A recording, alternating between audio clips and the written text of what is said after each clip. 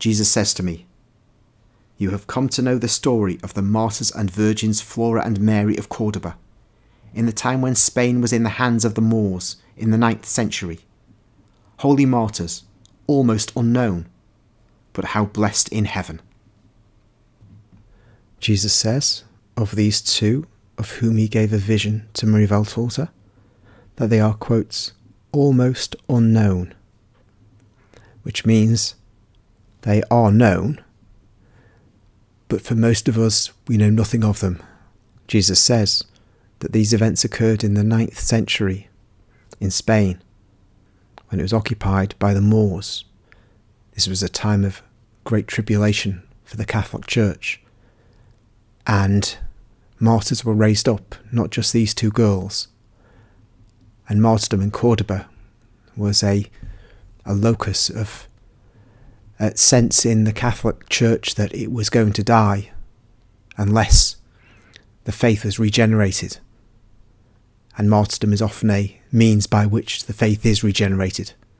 Of course, liberation came in the end through the long Reconquista, culminating in the fall of Granada in 1492. But still in the 9th century, we are in the early days of the Islamic domination of formerly Catholic Visigothic Spain.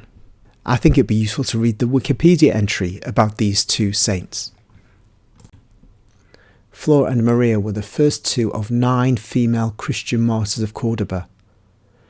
After denouncing Islam before an Islamic judge, they were imprisoned. Though threatened, quote, with being thrown upon the streets as prostitutes, unquote, they were eventually beheaded. They are commemorated on the 24th of November. Flora was born to a Christian mother and a Muslim father.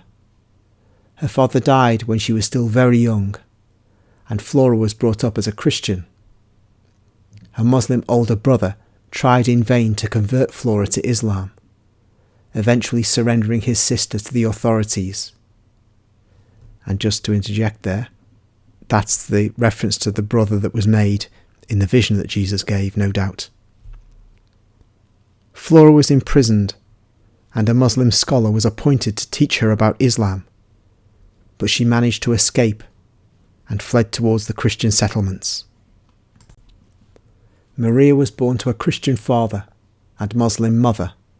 Her mother was baptized sometime after she got married. Fearing charges of apostasy, the couple and their 2 children left their home in the town of Elche, or Elche, I'm not sure how it's pronounced, and moved to the village of Fronianus. Maria lost her mother at a young age, and her father sent her to a convent in Cutaclara. The convent's abbess, Artemia, told Maria how she witnessed the execution of her 2 sons by the Muslim rulers 30 years prior. The story had a long-lasting impression on the girl,